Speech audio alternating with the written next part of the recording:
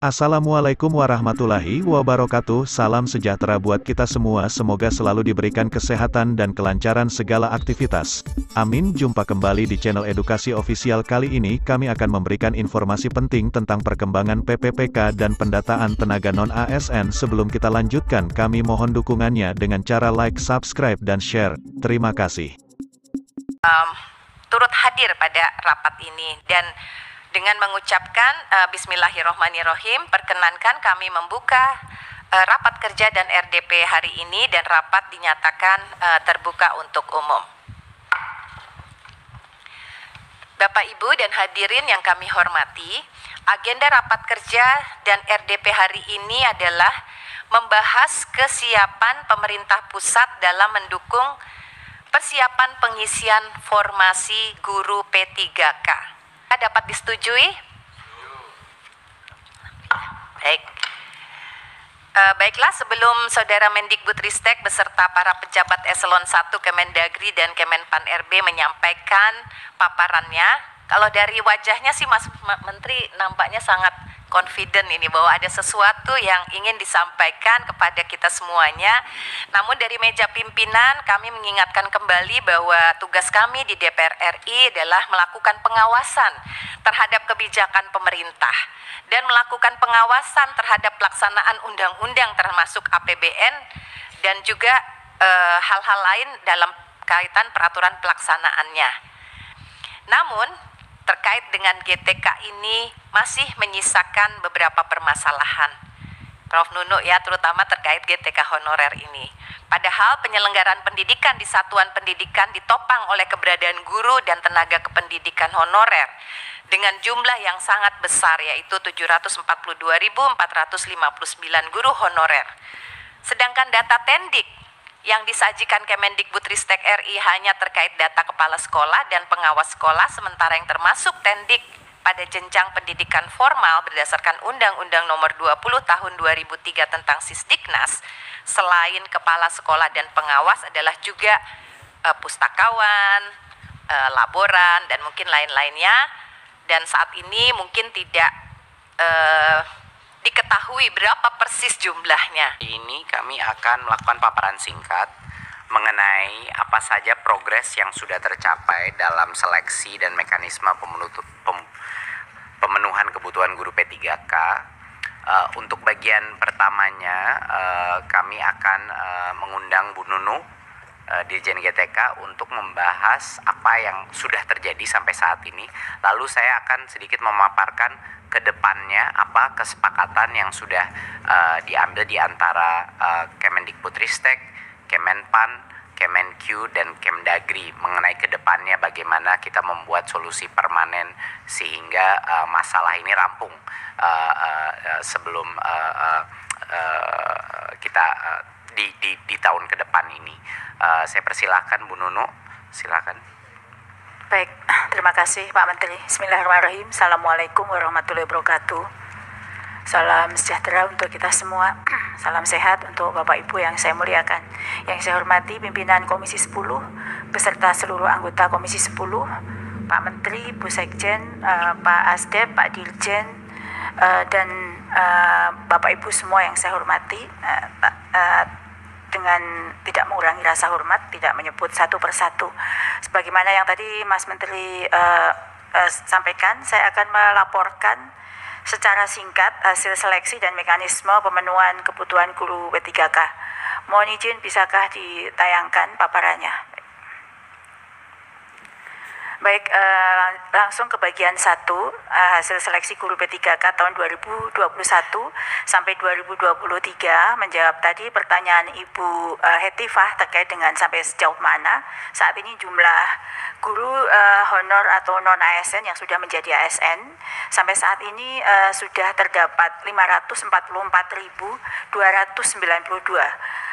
guru non-ASN menjadi ASN sejak seleksi tahun 2021 sampai dengan 2002 kemarin. Namun kami sampaikan bahwa upaya pemenuhan kebutuhan guru pada sekolah negeri sepanjang tahun 2021 hingga 2022 dengan 2 kali seleksi belum mencapai hasil yang maksimal. Tahun 2023 saat ini masih diperlukan lagi 601.286 formasi di sekolah negeri. Dan ini akumulasi dari formasi-formasi yang selalu tidak terpenuhi dari tahun ke tahun. Di layar ada ilustrasi bagaimana formasi yang diajukan tahun 2021 sebesar 1.250.000, namun formasi yang diajukan pemerintah daerah hanya 506.000 saja atau 44% dari kebutuhan, dengan berbagai upaya yang telah dilakukan, dan hasil yang lulus tahun 2021 sejumlah 293.860. Sehingga formasi tahun 2022 menjadi bertambah besar karena ada sisa formasi sebelumnya plus guru yang pensiun tahun 2023 sehingga formasi sebesar 781.000. Namun sekali lagi dengan berbagai upaya bersama kementerian lain, formasi yang diajukan Pemda baru hanya 41% saja. Dan yang lulus adalah sejumlah 250.432.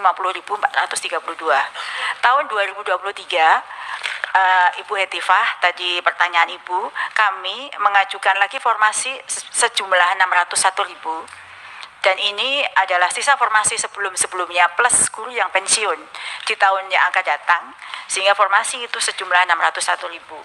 Sampai putaran koordinasi dengan pemerintah daerah, kami dapat informasi dari Menpan RB bahwa jumlah formasi yang diajukan saat ini baru mencapai 278.000 atau 46% dari kebutuhan. Jadi sepanjang tahun sampai tahun ini hanya tidak mencapai 50% usulan pemerintah daerah. Berbagai upaya sudah dilakukan, Bu, pendekatan, koordinasi, desk to desk, dan lain sebagainya, tetapi tetap saja formasinya masih sejumlah ini. Di slide berikutnya ini menggambarkan bahwa bagaimana perkembangan daerah-daerah di slide sebelumnya, daerah-daerah provinsi-provinsi di mana daerah-daerah yang usul formasinya baik dan sisa kebutuhannya besar. Jadi makin ke bawah itu makin daerah-daerah yang sisa formasinya besar. Dan ini tidak berbanding selalu mengatakan bahwa daerah timur formasinya sisanya besar.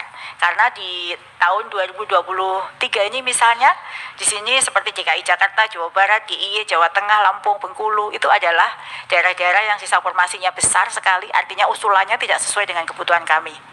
Selanjutnya, di slide berikutnya, ini Bapak Ibu yang saya hormati, dari 2 kali seleksi 67% guru lulus nilai ambang batas.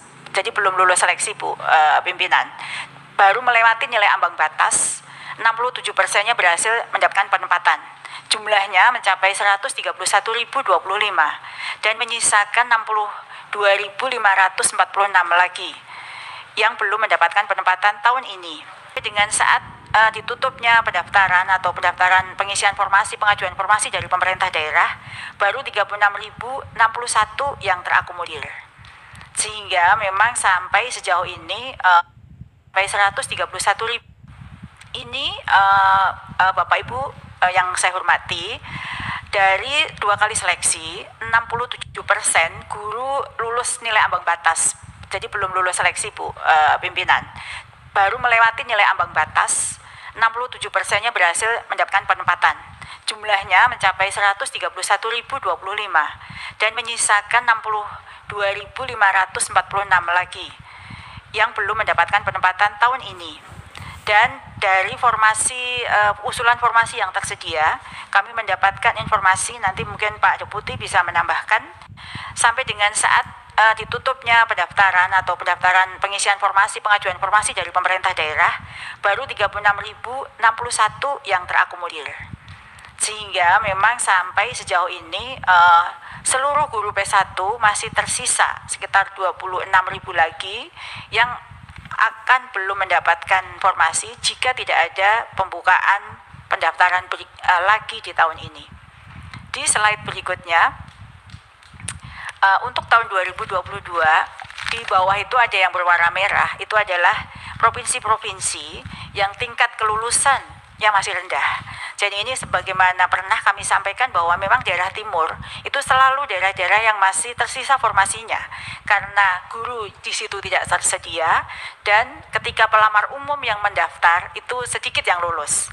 Sehingga makin ke bawah itu adalah makin besar daerah-daerah yang tingkat kelulusannya rendah sehingga formasi yang tersedia tidak terpenuhi. Berikutnya Bapak Ibu, ini adalah kami sampaikan bahwa sampai saat ini 2,1 juta guru dibutuhkan di sekolah negeri dan ini sudah terisi oleh ASN sejumlah 1,2 juta. Namun ASN kita sebenarnya totalnya adalah 1,3 juta dan ada kelebihan ASN yang menumpuk di sekolah-sekolah tertentu jumlahnya 41.000. Jadi sebenarnya itu mereka beban tugasnya itu berbagi gitu, ada menumpuk. Lalu kekurangannya lagi diisi oleh P3K lulus tahun 2022 11%, dan diisi oleh guru non ASN atau guru honor itu sebesar 16% atau 363.000. Jumlah guru honor kita alhamdulillah sudah menurun Bu Pimpinan, karena sekarang dengan seleksi tahun 2021-2022 guru honor di sekolah negeri sekarang jumlahnya 529.000. Masih tersisa 166.000 yang belum mendapatkan penempatan atau tinggal di sekolah-sekolah menumpuk di beberapa sekolah. Dan saat ini masih kekurangan guru sebesar 254.000. Sejatinya kekurangan guru ini bisa diisi oleh guru-guru kelebihan ASN, guru honor yang menumpuk berlebih, dan juga guru DPK yang sekarang ditempatkan di sekolah-sekolah swasta. Ini 2 tahun ini kami melakukan redistribusi guru-guru yang menumpuk di sekolah-sekolah khusus untuk ASN agar bisa mengisi daerah-daerah yang kosong.